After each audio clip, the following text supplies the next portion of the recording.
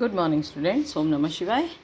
9th Standard Science will take next topic of second chapter 2.3.7. How can we obtain different gases from air? जैसे कि आप सब जानते हो, एयर के अंदर नाइट्रोजन, ऑक्सीजन, आर्गन ये मेन कंपोनेंट है. बाकी सारे गैसेस जो है वो बहुत माइनर पोर्शन में होते हैं. तो हम एयर के अंदर से अलग अलग गैसेस को कैसे सेपरेट करेंगे, that will learn in this topic. ये सीखेंगे. Air is a homogeneous mixture and can be separated into its components by fractional distillation. Air जो है ये होमोजीनियस मिक्सचर है और उसको उसके कंपोनेंट में फ्रैक्शनल डिस्टिलेशन से सेपरेट किया जा सकता है. The flow diagram that is figure 2.11 shows the steps of the process. This is flow diagram. ये प्रोसेस समझाता है. Air compress and cool by increasing pressure and decreasing temperature. Air का temperature decrease करके pressure increase करके उसको compress किया जाता है और कूल किया जाता है. That it turns into liquid air. तो वो किस में टर्न हो जाता है? लिक्विड एयर में कन्वर्ट हो जाता है. Allow to warm up slowly in fractional distillation column. फिर उसको धीरे धीरे फ्रैक्शनल डिस्टिलेशन कॉलम में गर्म किया जाता है. Gas is separated at different Heights. Fractional distillation column में अलग अलग हाइट पे अलग अलग गैसेस सेपरेट होते हैं.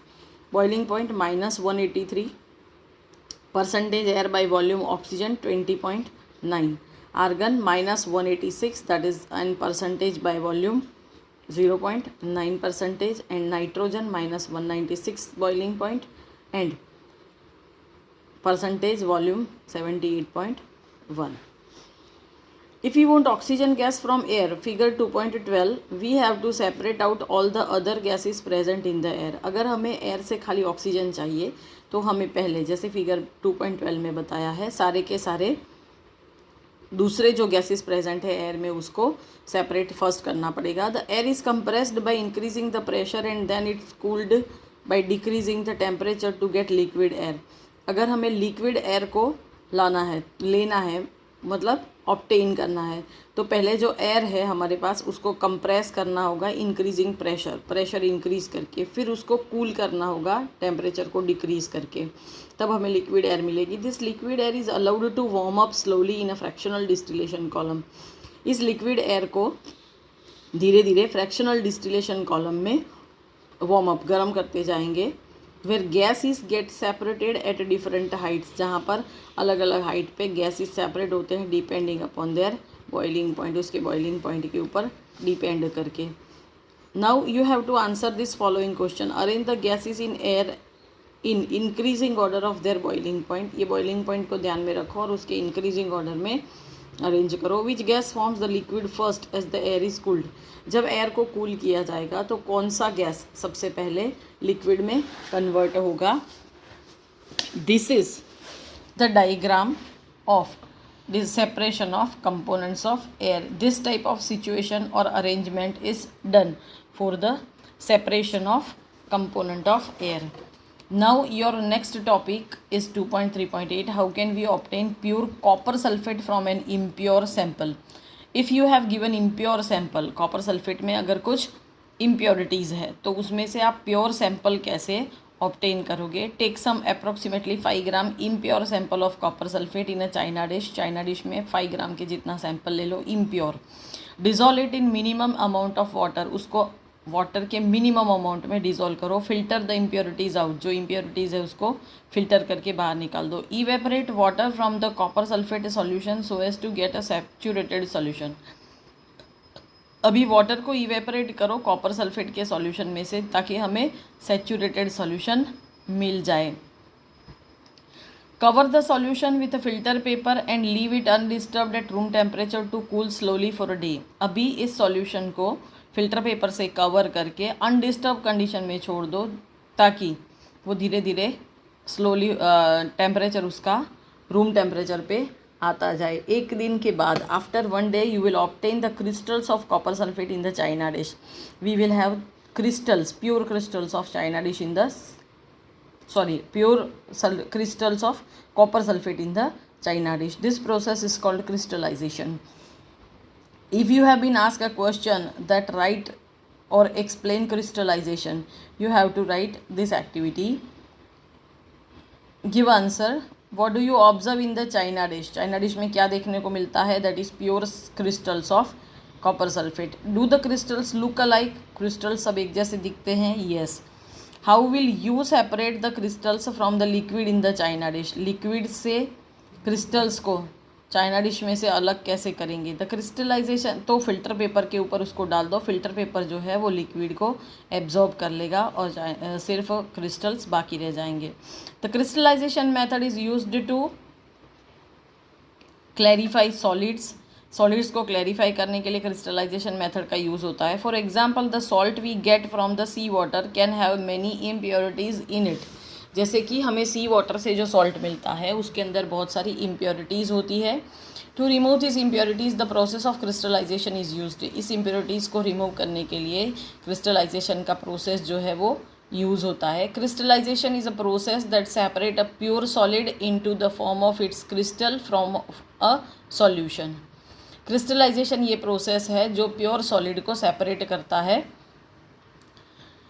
और उसके क्रिस्टल फॉर्म में, सॉल्यूशन में से. Crystallisation technique is better than simple evaporation technique as. Crystallisation technique को सिंपल इवेपोरेशन टेक्निक से ज़्यादा बेटर क्यों माना जाता है? क्योंकि सम सॉलिड डीकम्पोजेज और some like sugar may get charred on heating to dryness. कुछ सॉलिड ऐसे होते हैं जो डीकम्पोज हो जाते हैं, या शुगर जैसे कुछ सॉलिड ऐसे होते हैं जो चेयर हो जाते हैं ड्राइनेस, सूख जाने पर. And second point is some purities may remain dissolved in the solution even after filtration. filtration के बाद भी कुछ impurities ऐसी होती है जो dissolved रह ही जाती है. on evaporation this contaminate the solid. जो solid के अंदर contaminate होती है evaporation करने पर. okay, where this crystallization method is used or application, application purification of salt that we get from sea water. जो हम सी वाटर से सॉल्ट मिलता है हमें, उसके प्योरिफिकेशन के लिए एक तो ये मेथड यूज़ होती है. And separation of crystal of alum that is called फिटकरी फ्रॉम इम्प्योर सैंपल. अगर आपके पास फिटकरी का इम्प्योर सैंपल है तो उसमें से आप प्योर क्रिस्टल के सेपरेशन के लिए इसका यूज़ कर सकते हो. Thus by choosing one of the above methods according to the nature of the component of a mixture.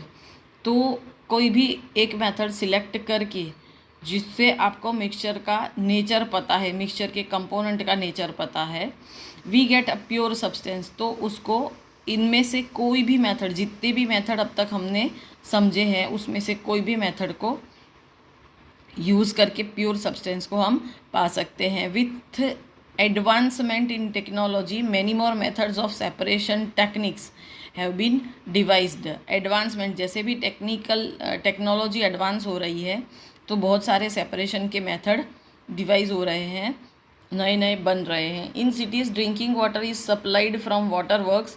A flow diagram of a typical water work is shown in figure 2.13. बड़ी cities के अंदर जो drinking water का supply है water work से होता है, उसमें किस तरह से वाटर का प्यूरिफिकेशन किया जाता है, इसका एक टिपिकल डायग्राम, फ्लो डायग्राम जो है वो फिगर 2.13 में दिया है. From this figure write down the process involve to get the supply of drinking water to your home from the water works and discuss it in your class. इस flow diagram को देख के आप process पूरा अपने words में लिखो कि कैसे वाटर वर्क से आपके घर तक वाटर सप्लाई होता है और क्लास में सबके साथ डिस्कस करो. This is the flow diagram and you have to write it. Write these questions in your notebook and get your notebooks, check into the school every Saturday. Now point 2.4, topic 2.4, that is physical and chemical changes. Okay, what changes are called physical changes and what changes are called chemical changes? To understand the difference between a pure substance and a mixture, let us understand the difference between a physical and a chemical change. अगर हमें difference समझना है pure substance और mixture के बीच में, तो पहले हमें फिजिकल और केमिकल चेंज के बीच का डिफरेंस समझना पड़ेगा. In the previous chapter we have learn about a few physical properties of matter. आगे के चैप्टर में हमने कुछ फिजिकल प्रॉपर्टीज मैटर की जो है उसके बारे में पढ़ा। The properties that can be observed and specified like colour, hardness, rigidity, fluidity, density, melting point, boiling point etcetera are the physical properties. ऐसी प्रॉपर्टीज़ जैसे कि सिर्फ जिसको ऑब्जर्व करके स्पेसिफाई किया जाता है, जैसे colour, hardness, rigidity, fluidity, density, melting boiling point etcetera, इनको फिजिकल प्रॉपर्टीज़ कहते हैं। The interconversion of state is a physical change because this changes occur without a change in composition and no change in the chemical nature of the substance. जो एक state से दूसरे state में inter conversion होता है, that means solid to liquid और liquid to gas और gas to solid, anyone, तो इसको फिजिकल चेंज कहते हैं क्योंकि उसके अंदर जो कोई भी कंपोनेंट होता है उसका कंपोजिशन चेंज नहीं होता, उसका केमिकल नेचर बदलता नहीं है। Although ice water and water vapour all look different and display different physical properties, they are chemically the same. जैसे कहा जाता है कि भले आइस वाटर और वाटर वेपर अलग अलग दिखते हैं, उनकी फिजिकल प्रॉपर्टीज़ अलग अलग है, फिर भी केमिकली वो सब सेम है। Both water and cooking oil are liquid but their chemical characteristic are different। दोनों वाटर और कुकिंग ऑयल दोनों क्या है, लिक्विड है, पर उनकी केमिकल कैरेक्टरिस्टिक डिफरेंट है। They differ in odour and inflammability. ये ओडर में, स्मेल में और इन्फ्लेमेबिलिटी दोनों में अलग अलग है। We know that oil burns in air whereas water extinguishes fire. हम जानते हैं कि ऑयल जो है वो बर्न होता है एयर में, जबकि वाटर है वो फायर को एक्सटिंग्विश करता है। It is this chemical property of oil that make it different from the water. यही एक केमिकल प्रॉपर्टी है ऑयल की जो उसको वाटर से डिफर करती है, अलग करती है। Burning is a chemical change. Burning जो है ये केमिकल चेंज है। During the process one substance react with another to undergo a change in chemical composition. जब भी केमिकल प्रोसेस होता है तो एक सब्सटेंस रिएक्ट करता है दूसरे सब्सटेंस के साथ और केमिकल कंपोनेंट को चेंज करता है। Chemical change brings change in chemical properties. Chemical change की वजह से केमिकल प्रॉपर्टीज़ चेंज होती है मैटर की, and we get new substances, हमें कुछ नए सब्सटेंस मिलते हैं। A chemical change is also called a chemical reaction. Chemical change को केमिकल रिएक्शन भी कहा जाता है। During burning of a candle both physical and chemical changes takes place. Can you distinguish why? जब भी कैंडल जलती है तो फिजिकल चेंज भी होता है और केमिकल चेंज भी होता है। आप बता सकते हो इन दोनों के बीच का डिफरेंस क्या है। And you have to write this 2 in-text questions in your notebook. Next and last topic 2.5, what are the types of pure substances, that will be discussed in next lecture. Thank you. Om Namah Shivaya.